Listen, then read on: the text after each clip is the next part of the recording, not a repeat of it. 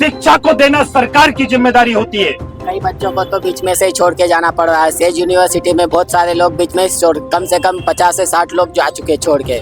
तमाम छात्रवृत्तियों को काटा गया है, उनकी छात्रवृत्तियों को कम किया गया है। 200 या 300 रुपए में मजदूरी करने वाला किसान कहाँ से लाएगा इतना पैसा?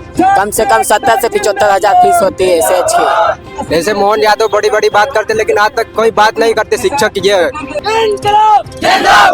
हम अपना हक मांगते, नहीं किसी से भीख मांगते, अपना हक मांगते, नहीं किसी से भीख मांगते। समाज में बदलाव लाए। हमारे मोहन यादव से यही निवेदन है कि अच्छा कार्य करें। कि जिस तरीके से सूरज की किरणें हर घर को मिलती है, उसी तरीके से शिक्षा हर छात्र को मिलना चाहिए और ये जिम्मेदारी सरकार की बनती है। अटल बिहारी वाजपेयी कॉलेज जो है उसमें कई ऐसे लोगों ने जो शिक्षा के नाम पे दलाली कर दी।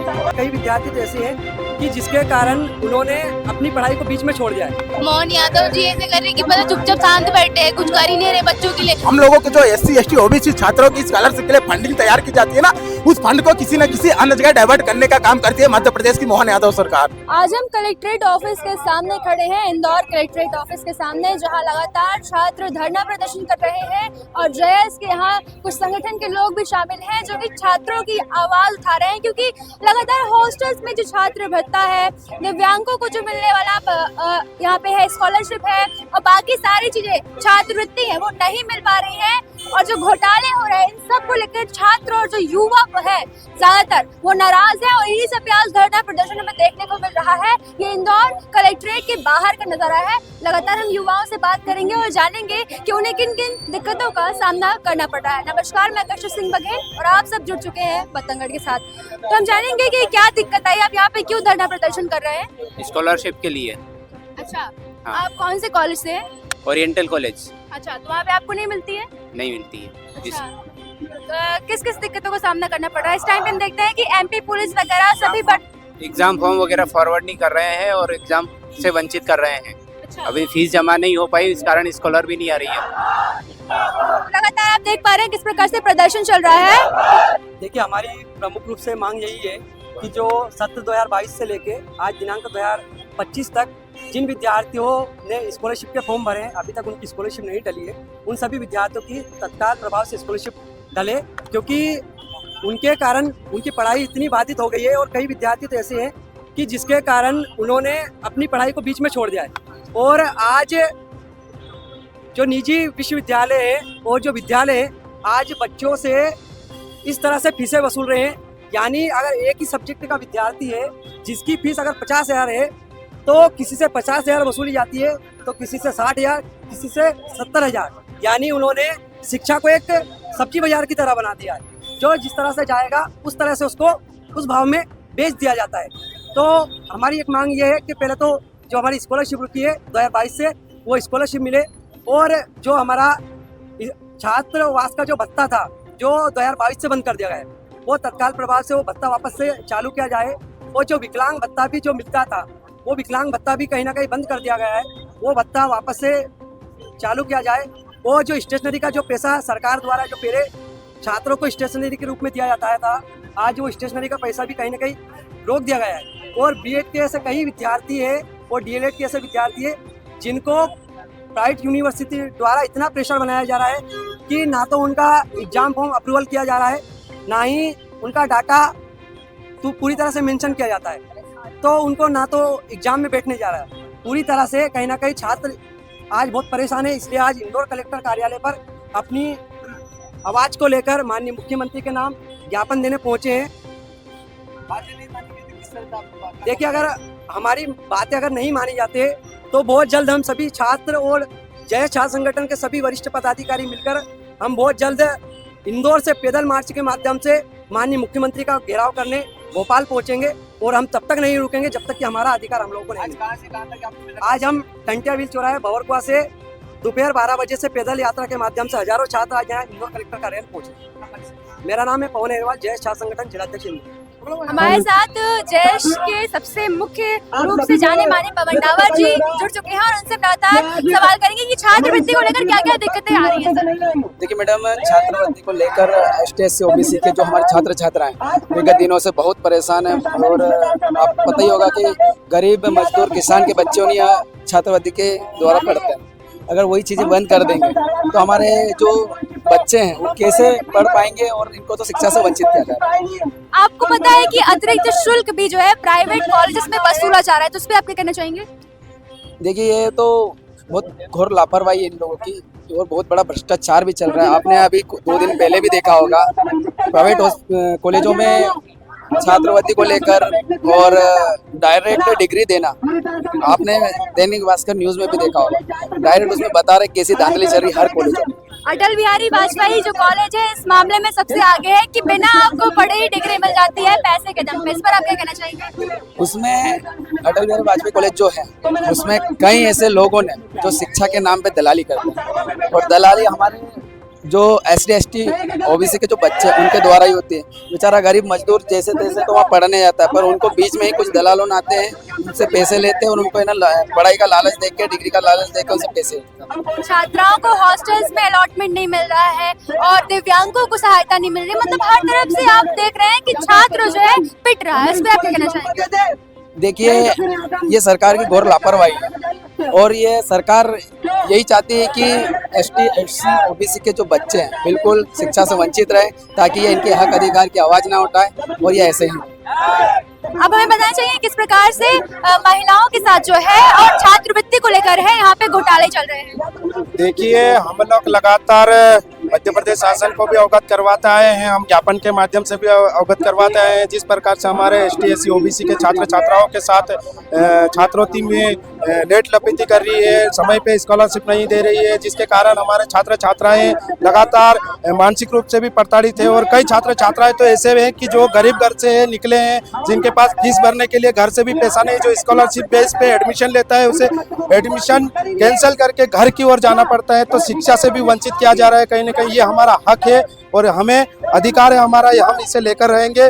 जब तक कि हमें स्कॉलरशिप टाइम पे नहीं मिल जाती तब तक हम लोग लड़ेंगे और मध्य प्रदेश शासन को जगाने का काम करेंगे। मुख्यमंत्री जो हमारे मोहन यादव जी हैं पहले एजुकेशन मिनिस्टर रह चुके हैं और आज जब वो पद पे आते हैं तब भी ऐसी बदहाली देखने को मिलती है, क्या लगता है आपको? देखिए, माननीय मुख्यमंत्री जी जब शिक्षा मंत्री थे और आज माननीय मुख्यमंत्री है, मंत्री पद पे है, तो उनको तो अवगत होना चाहिए कि शिक्षा में क्या क्या चीजें होती है। किस समय पे छात्रवृत्ति डालना चाहिए, उस समय पे छात्रवृत्ति डालना चाहिए, लेकिन हर समय ST/SC और OBC के छात्रों की छात्रवृत्ति लेट डाली जाती है और बाकी जो छात्रवृत्ति के लिए पैसा सेंक्शन होता है वो पैसा कहीं और खर्च करते हैं। ये कहीं ना कहीं गलत है। जो ST/SC छात्रों के साथ धोखा हो रहा है और हम ये कभी भी बर्दाश्त नहीं करेंगे। लगातार लोगों से बात करके पता चल रहा है कि यहाँ एजुकेशन मिनिस्टर हमारे मोहन यादव जी हैं जो मिनिस्टर बन जाते हैं, CM बन जाते हैं, लेकिन लगातार जो हमारे छात्र हैं, युवा हैं, इस तरह से परेशान होते हैं। युवाओं से बात करेंगे, क्या दिक्कतों का सामना करना पड़ रहा है? मैम, ऐसा है कि स्कॉलरशिप तो दे ही नहीं रहे, अभी उसकी वजह से हम लोग यहाँ पे भटक रहे हैं। मोहन यादव जी ऐसे कर रहे हैं कि पता चुपचाप शांत बैठे हैं, कुछ कर ही नहीं रहे बच्चों के लिए, और बच्चों की पढ़ाई भी नहीं रुक गई है, पढ़ाई नहीं कर पा रहे वो अच्छे से पैसे की वजह से, क्योंकि बहुत से फैमिली में ऐसे कि मिडिल क्लास से आते हैं मैम, और वो लोग ऐसा है कि वो पैसे मतलब भर नहीं पाते कॉलेजों में, ऐसा है मैम। एक्स्ट्रा फीस भी वसूली जाती है? यस मैम, एक्स्ट्रा फीस भी वसूली जाती है। लगातार हम देखते हैं कि किसी भी परीक्षा की भर्ती को लेकर के हो, MP पुलिस हो, SSC हो, उसमें भी घोटाला हो रहा है। इस पे आप क्या कहेंगे? बहुत हो रहा है, बहुत हो रहा है मैम, हो रहा है मैम, ये हो रहा है। घोटाला भी होता है, जिनके पास पैसे रहते हैं पैसे भर के बन जाते हैं, और जो बच्चा जो पढ़ाई करते हैं ना वो कर नहीं पाता है, क्योंकि वो पढ़ाई करके वो बोलता है कि मैं पास हो जाऊंगा, लेकिन उसको पास नहीं करते। घोटाला करके वो पैसे दे देते दूसरों को और वो कर देते उनको, ऐसा रहता है। क्या लगता है कि क्यों इस तरह से युवाओं को प्रताड़ित किया जा रहा है? हम 2023-24 के छात्र हैं और हमारी अभी तक स्कॉलरशिप नहीं आई, फर्स्ट ईयर के भी नहीं आई और सेकेंड ईयर के भी नहीं आई, और हमको एग्जाम से वंचित किया जा रहा है कि हमारी 13 तारीख से सेज यूनिवर्सिटी में एग्जाम है, LLB मतलब फाइनल 5th सेम की, और हमको एग्जाम नहीं देने दिया जा रहा है। एजुकेशन मिनिस्टर जब CM बन जाते हैं तब भी इस प्रकार से बदहाली देखने को मिलती है, क्या लगता है इसमें? अब उनकी ये निराशा है क्योंकि वो SC ST OBC को ना अपनी जरूरत के हिसाब से यूज करना चाहते हैं वोटिंग के लिए। बाकी हम लोगों के जो SC ST OBC छात्रों की स्कॉलरशिप के लिए फंडिंग तैयार की जाती है ना, उस फंड को किसी न किसी अन्य जगह डाइवर्ट करने का काम करती है मध्य प्रदेश की मोहन यादव सरकार। तो आपको क्या लगता है कि क्यों युवा एमपी पुलिस की भर्ती हो, एसएससी की भर्ती हो, या फिर आपको ज्वाइनिंग में घोटाला हो, क्यों लगातार युवाओं को प्रताड़ित किया जा रहा है? नहीं, मध्य प्रदेश सरकार नहीं ऐसा है, क्योंकि वो ना युवाओं को ओनली अपने स्वार्थ से यूज करना चाह रही है। वो मध्य प्रदेश के जो युवा है ना, उसको मोहन यादव सरकार ने पागल समझ के बैठी हुई, जबकि ये ऐसा बिल्कुल भी नहीं है, क्योंकि वो ना अपने भगत सिंह के मानने वाले अनुयायी हैं। अगर वो जरूरत पड़ी तो भगत सिंह जैसे भी कार्य करेंगे, मोहन यादव को सगाने का काम करेंगे। शासन प्रशासन से आपकी क्या मांग है? शासन प्रशासन से मांग है कि जितनी हमारी मध्य प्रदेश में एससी एसटी ओबीसी के छात्रों के लिए स्कॉलरशिप के लिए फंडिंग, या तो उनके विद्यालय में व्यवस्था, या तो उनके मध्याह्न भोजन, या उनके हॉस्टल में बेड, बिस्तर संबंधित समस्त प्रकार के कार्यों के लिए जितना फंडिंग देते हो, एससी एसटी के फंड में हित के लिए फंड यूज करे। ऐसा ना हो कि उसको डाइवर्ट करके किसी अन्य जगह यूज किया जाए। आपको क्या लगता है कि युवाओं के साथ कितना गलत हो रहा है? मैम देखो, युवाओं के साथ बहुत ज़्यादा गलत हो रहा है, क्योंकि जो भी छात्रवृत्ति का पैसा है बच्चों का, उन्हें मध्य प्रदेश की मोहन सरकार कहीं ना कहीं दूसरी जगह दे रही है, जैसे कि लाडली बहना योजना, छात्रवृत्ति का पैसा वहाँ यूज़ कर रहे हैं। हर साल जो छात्रवृत्ति का बजट होता है फरवरी से मार्च के महीने में रिलीज हो जाता है, लेकिन इस बार लास्ट 3 साल से छात्रवृत्ति नहीं दी जा रही, जिसकी वजह से कहीं ना कहीं छात्र परेशान हो रहे हैं। जो थर्ड ईयर के बच्चे हैं वो कॉलेज अपनी फीस नहीं जमा कर पा रहे हैं, जिसकी वजह से कॉलेज वाले उन्हें अपनी टीसी नहीं दे रहे हैं, और उनकी वजह से वो 1 साल ड्रॉप आउट लेने को मजबूर है। लगातार भर्ती में भी घोटाले हो रहे हैं। मतलब एक स्टूडेंट जो है पढ़ के सेलेक्ट हो जाता है, दस्तावेज जमा कर देते हैं, लेकिन उसकी ज्वाइनिंग नहीं होती। एमपीपीएससी के एग्जाम हो, यूपीएससी एग्जाम हो, सभी परीक्षाओं में युवाओं को खदेड़ा जा रहा है। युवाओं के साथ अभी बहुत परेशानी आ रही है। जैसे अभी आप देख रहे हो एमपीपीएससी का भी अभी कुछ पहले ही सेंटर पहले ही रिलीज कर दिए थे, और हम जैसे आज हम जयेश के समर्थन में आए, हमारा युवा शक्ति संगठन है, आज हम जयेश छात्र संगठन के समर्थन में आए। तो हमारी यही मांग है कि छात्रों को जल्द से जल्द स्कॉलरशिप दी जाए, क्योंकि ये फ्री की रेवड़ी बांटने से कोई मतलब नहीं। जब एक वकील और वकालत करने की जब पढ़ाई कर रहे हैं, जो कि नियम कानून को जो है एक लोगों से न्याय दिलवाने का काम करेंगे, आज वही वकीलों की पढ़ाई करने वाले लोग भी खदेड़े जा रहे हैं। इस पर आपका क्या कहना है? इस पर छात्रों को छात्रवृत्ति से वंचित किया जा रहा है। जैसे कि पहले भी हमने 2024 में भी हमने आंदोलन कर चुका है, उसमें भी ज्ञापन दिया है कलेक्टर ऑफिस में हमने, और तब जाके हमारे छात्रवृत्ति के आवास बड़ी मुश्किल से डले हैं फॉर्म सभी के, और अभी तक इस एसटी एससी ओबीसी किसी के भी अभी तक छात्रवृत्ति नहीं डली है, और ना ही आवास का डला है। और कुछ बच्चे उनमें भी जिन्होंने लिंक ओपन की थी एसटी एससी एमपी टास्क का पोर्टल, और उसमें भी कुछ बच्चों के स्कॉलर के फॉर्म डलना था, तो उनके फॉर्म नहीं डले हैं, और कुछ बच्चों के आवास के फॉर्म डलने थे, वो भी वंचित हो रखे हैं। चीजें होती है जो हमारा हक अधिकार है, इसे छीन के लेना पड़ेगा साथियों। आप चाहते हैं कि इनको ऐसे दे दें हम लोग कुछ, उनको छीन के लेंगे ना साथियों। कौन चाहते हैं हमारे पूरा छात्र एकता जिंदाबाद बनाए रहेंगे। कई बच्चों को तो बीच में से ही छोड़ के जाना पड़ रहा है। सेज यूनिवर्सिटी में बहुत सारे लोग बीच में छोड़, कम से कम 50 से 60 लोग जा चुके छोड़ के, कि उनकी फीस पे नहीं कर पा रहे। जब एसटी एससी के लोग कहाँ से फीस जमा, जो 200 रुपये में मजदूरी करते हैं लोग। मेरे मम्मी पापा कहते हैं अभी 40,000 फीस मांग रहे हैं, और अगर तुम 2-4 दिन फीस लेट करते हो तो 10,000 एक्स्ट्रा जुर्माना बोल रहे हो, तो कहाँ से देंगे? 200 या 300 रुपये में मजदूरी करने वाला किसान कहाँ से लाएगा इतना पैसा? कम से कम 70 से 75,000 फीस होती है सेज की। लगातार सरकार कहती है कि हमेशा एसटी एससी ओबीसी के नाम पे वोट बैंक की राजनीति चलती है, लेकिन जब जमीनी हकीकत देखते हैं तो युवा और जो एसटी एससी ओबीसी के लोग खदेड़े जा रहे हैं। मैम, वोट बैंक के लिए काम नहीं किया जाता है, समाज के लिए काम करना चाहिए। राजनीति समाज सेवा करने के लिए की जाती है, राजनीति ना कि वोट बैंक के लिए की जाती है। समाज में बदलाव लाए। हमारे मोहन यादव से यही निवेदन है कि अच्छा कार्य करें। स्टूडेंट का हब माना जाता है इंदौर, और इंदौर की ये परिस्थिति है, तो आप बाकी राज्यों में क्या एक्सपेक्ट करते हैं? मैम, बाकी राज्यों में भी शिक्षा के लिए सुधार लाने की जरूरत है। आर्टिकल 21A का उल्लंघन कर रहे हैं और शिक्षा से वंचित किया जा रहा है। लगातार आपको बता दें कि इंदौर के जितने भी बड़े बड़े कॉलेजेस हैं, चाहे वो देवी अहिल्या विश्वविद्यालय हो, चाहे होलकर साइंस हो, अटल बिहारी हो, स्टेट यूनिवर्सिटी हो, यहाँ सभी के छात्र जो है पढ़ने वाले स्टूडेंट्स आपको दिख जाएंगे, जहाँ एक्स्ट्रा फीस, छात्रवृत्ति न मिलने की प्रॉब्लम्स यहाँ हाईलाइट हो रही है। और ये सिर्फ छात्रवृत्ति की बात नहीं है, जब ये लोग पढ़ के इन कॉलेज से बाहर निकल जाते हैं तब उनकी भर्तियों में भी ऐसी ही दिक्कतें होती है। ये जो मोटी सी बड़ी बड़ी जो बिल्डिंगें बनी है ना, इसके अंदर जो अधिकारी कर्मचारी बैठे वो हमारी आवाज को सरकार तक पहुंचा पाए। इतना जोर से नारे लगाए, ना तो मैं माइक का उपयोग करूंगा ना आप करें, ठीक है ना। मेरे साथ जोरदार नारे लगना चाहिए, ठीक है ना। बोलो बोलो भारत माता के जय, बोलो भारत माता के जय, वंदे मातरम, वंदे मातरम। मेरी 2 विगत वर्ष से 2 साल की स्कॉलरशिप नहीं आई अभी तक। आपको दिव्यांग होते हैं भी जो है सरकार और शासन प्रशासन सुनवाई नहीं कर रही, इस पे आप क्या कहना चाहेंगे? कुछ नहीं सुनवाई कर रही सरकार आज तक हमारे लिए।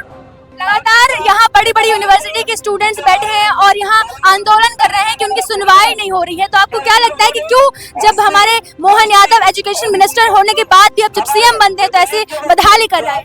जैसे मोहन यादव बड़ी बड़ी बात करते लेकिन आज तक कोई बात नहीं करते शिक्षक की, ये मतलब स्कॉलरशिप लेके आज 2 वर्ष हो गई तक कोई स्कॉलरशिप की बात ही नहीं करी मोहन यादव आज तक। इनकलाब जिंदाबाद, इनकलाब जिंदाबाद। अरे हम अपना हक मांगते नहीं, किसी से भीख मांगते, अपना हक मांगते नहीं, किसी से भीख मांगते। हमें हमारी छात्रवृत्ति देना होगा, देना होगा, देना होगा। अलग अलग हॉस्टल, कॉलेज और तमाम जगह से जो छात्र साथी आए हैं, सबसे पहले मैं आपको इनकलाब जिंदाबाद बोलूंगा, जय जोहार बोलूंगा। साथियों, ये जो लड़ाई हम लोग लड़ने के लिए यहाँ आए हैं, ये बड़ी ही ऐतिहासिक लड़ाई है। एक समय देश में गांधी जी ने बोला था कि जिस तरीके से सूरज की किरणें हर घर को मिलती हैं, उसी तरीके से शिक्षा हर छात्र को मिलना चाहिए और ये जिम्मेदारी सरकार की बनती है।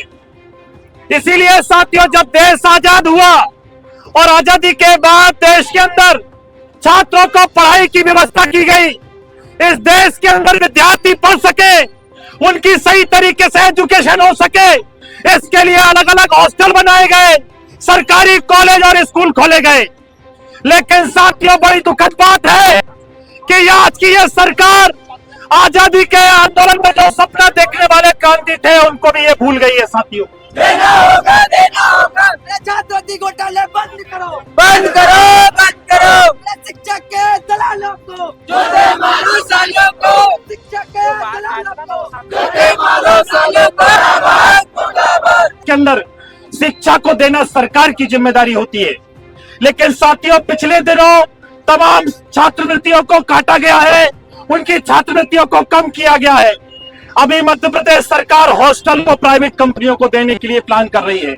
ईमानदार स्टूडेंट जो है वो हमेशा फंस जाते हैं, क्योंकि कुछ जो चीटिंग वाला जुगाड़ है उसको भी हमने एमपी पुलिस वाले जो एग्जाम्स उसमें देखने को मिला। सेंटर पहले ही दे दिया गया 1 महीने पहले। तो ये घोटाले पे आप क्या कहना चाहेंगे? ये घोटाला रोकना चाहिए, प्रशासन ने इसके कठोर कार्रवाई करना चाहिए। जी, लगातार देख रहे हैं कि स्टूडेंट्स कैसे यहाँ प्रोटेस्ट कर रहे हैं, क्योंकि आज इंदौर जो है वो यहाँ शिक्षा का गढ़ माना जाता है। अलग अलग राज्यों से लोग यहाँ पढ़ने आते हैं, लेकिन आज इंदौर में कलेक्ट्रेट के सामने आप देख रहे हैं युवाओं का क्या हाल है, जहाँ छात्रवृत्ति से लेकर के एमपी पुलिस की भर्ती से लेकर के एसएससी की भर्ती से लेकर के यहाँ तक कि आपको ज्वाइनिंग तक में घोटाला देखने को मिल रहा है। और लगातार हम ऐसे ही बतंगड़ की टीम आपको अपडेट्स देती रहेगी और युवाओं की जो आवाज है आप तक पहुंचाने का काम करेगी। दोस्तों, हम जनता की आवाज बनकर सच्ची पत्रकारिता कर रहे हैं। लोगों की समस्याएं, उनके सवाल और सच को सरकार तक पहुंचाने का काम कर रहे हैं। बस आपका थोड़ा सा साथ चाहिए। इस वीडियो को ज्यादा से ज्यादा ग्रुप्स में शेयर करें ताकि हर आवाज सरकार तक पहुंच सके। अगर आप भी इस पहल में हमारे साथ हैं तो कमेंट में जरूर लिखें बी सपोर्ट। आपका शेयर ही हमारी ताकत है। ऐसे ही कोई जन समस्या या परेशानी हो तो हमसे संपर्क करें या सोशल मीडिया पर कमेंट या डीएम करें।